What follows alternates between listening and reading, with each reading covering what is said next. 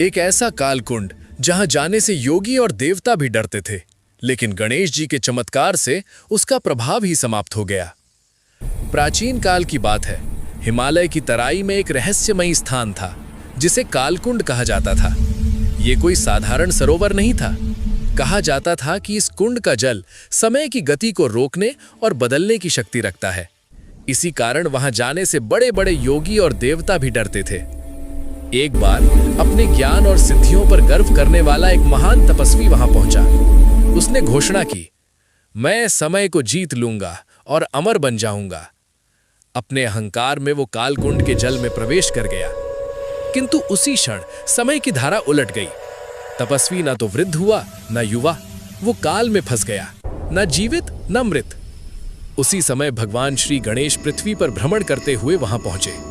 उन्होंने देखा कि पूरा क्षेत्र भय और स्थिरता से भरा हुआ है। गणेश जी मुस्कुराए और बोले, जहां अहंकार होता है वहां समय भी बंध जाता है।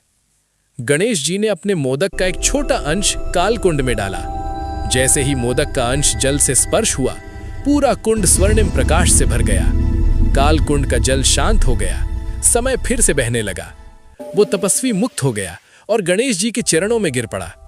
गणेश जी ने कहा, ज्ञान वही है जो विनम्रता से जुड़ा हो। अहंकार से प्राप्त शक्ति स्वयं अपने ही विरुद्ध हो जाती है।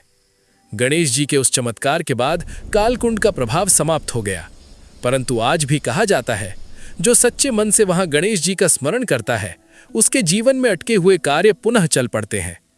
इसी कारण भगवान गणेश को विघ्नहर्ता और काल विजेता कहा गया। जय गणेशाय नमः।